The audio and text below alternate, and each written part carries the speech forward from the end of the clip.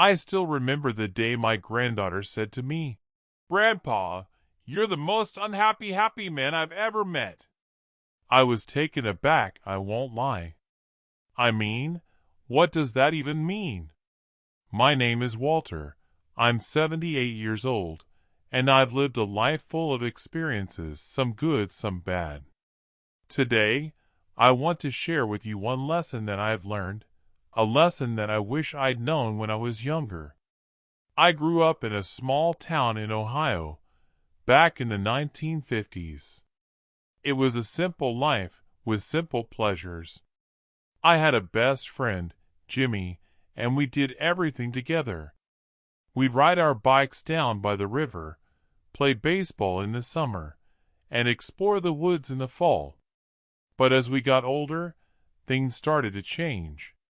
Jimmy's family had money, mine didn't.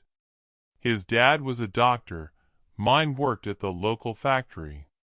I remember feeling like I was stuck, like I'd never be able to give my family the life I wanted. But here is what I never told anyone. I was determined to make a better life for myself. I worked hard, got a scholarship to college, and studied business. I landed a good job, made good money, and started a family of my own. I thought I had it all figured out. But as the years went by, I started to feel empty, unfulfilled.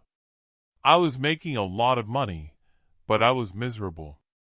I was working long hours, missing out on time with my family, and feeling like I was just going through the motions. It wasn't until my wife, Margaret, got sick that I realized what was truly important. She had cancer, and it was a tough road. I was so focused on making money, on providing for my family, that I had neglected the people I loved. I remember sitting in the hospital room, holding Margaret's hand, and feeling like I'd made a huge mistake.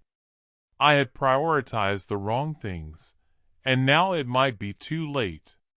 But here is what I never told anyone. I was scared.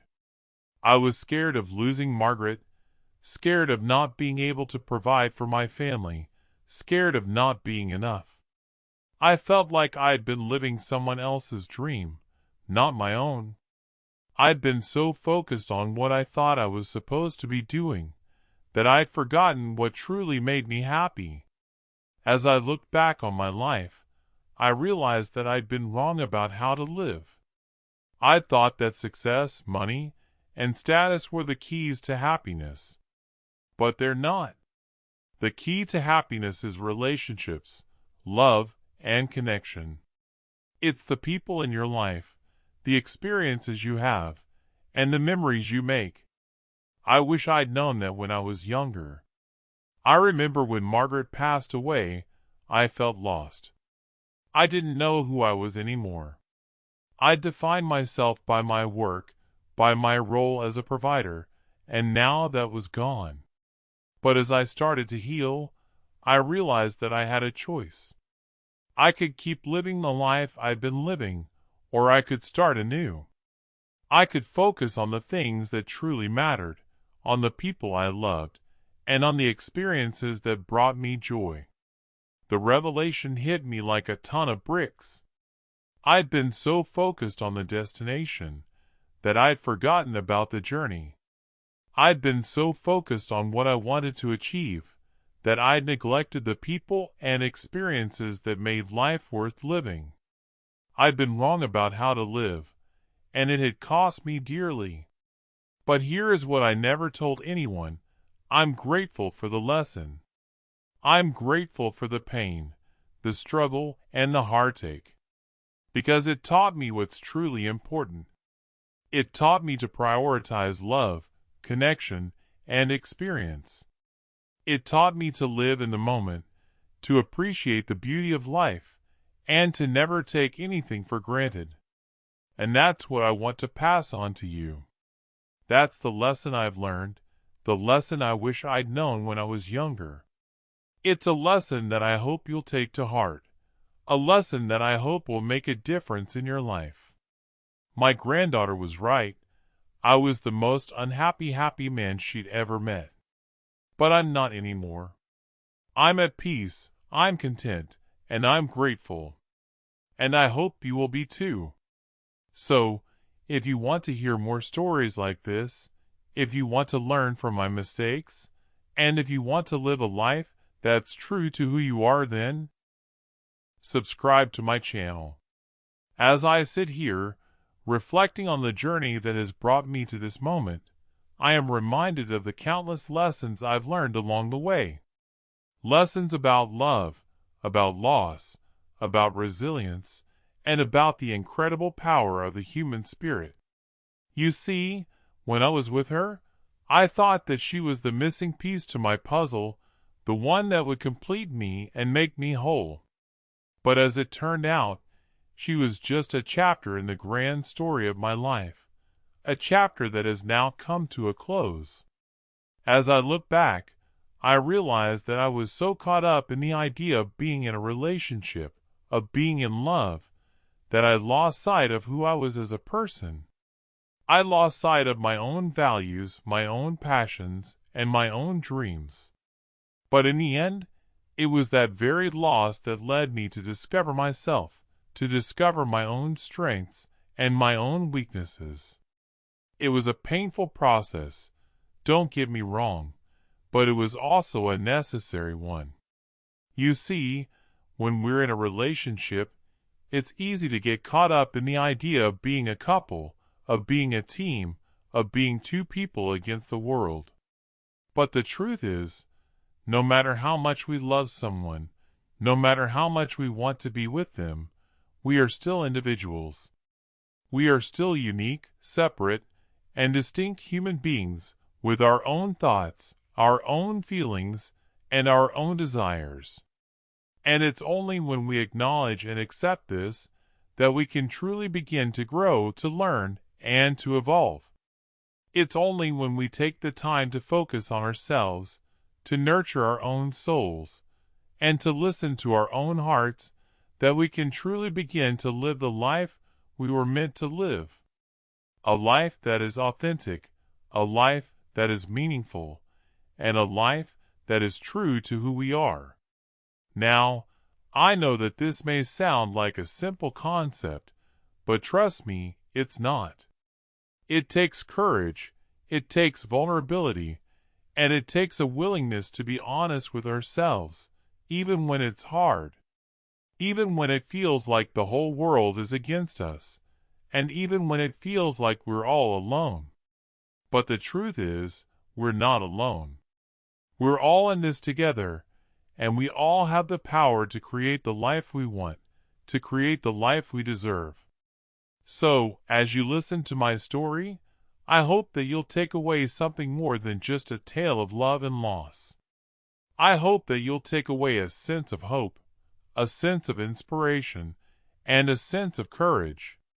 I hope that you'll realize that no matter what challenges you're facing, no matter what obstacles you're overcoming, you have the power to rise above them. You have the power to create a life that is true to who you are, a life that is authentic, and a life that is meaningful. And if you're struggling, if you're hurting, if you're feeling lost and alone, just know that you're not alone. There are people out there who care, who understand, and who want to help. There are people out there who have been through what you're going through, and who have come out the other side. And there are people out there who are willing to listen, to support, and to guide you on your journey. So, don't be afraid to reach out.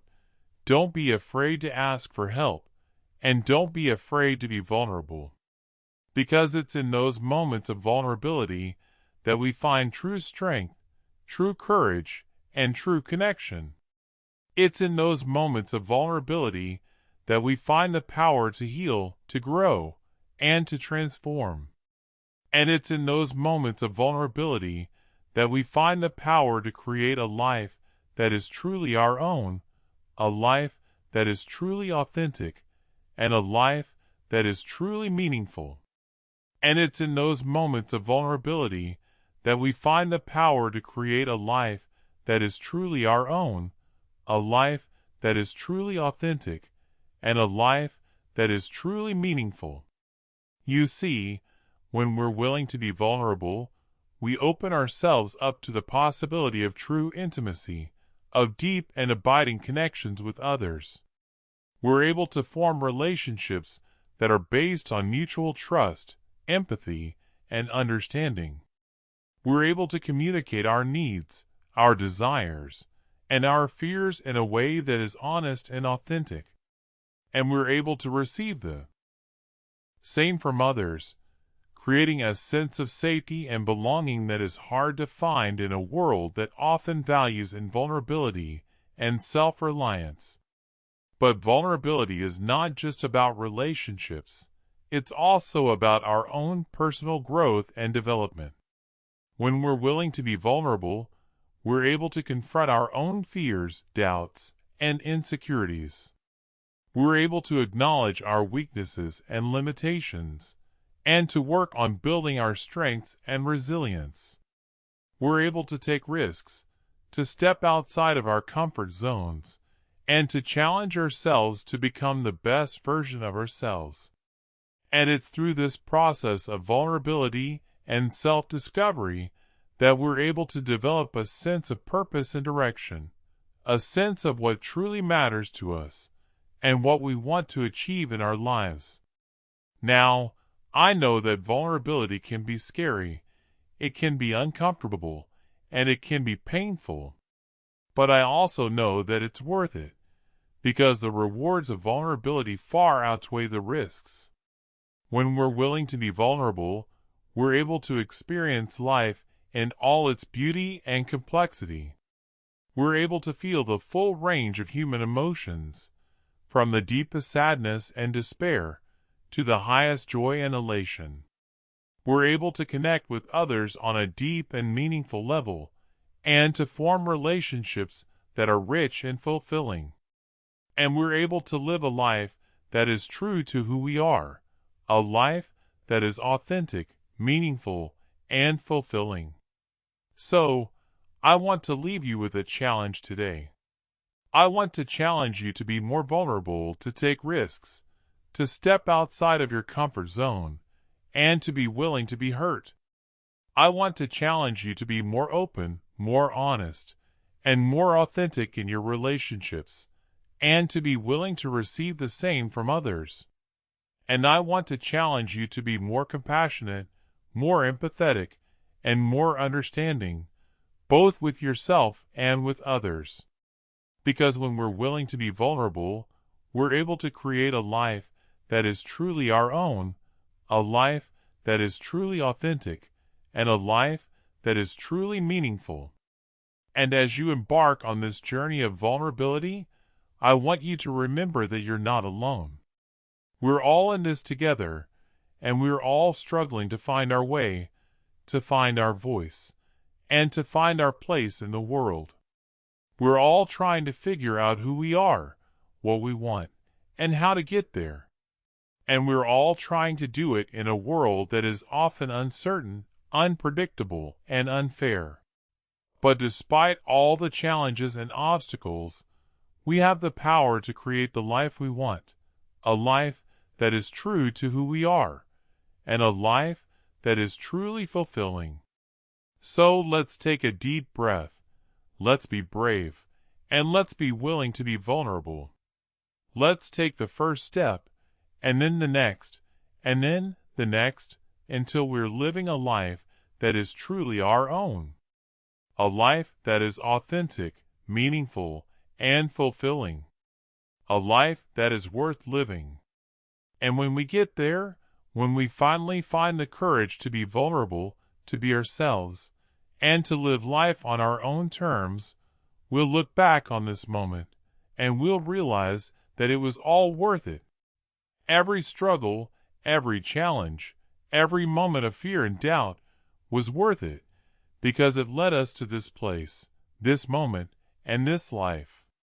A life that is truly our own, and a life that is truly worth living.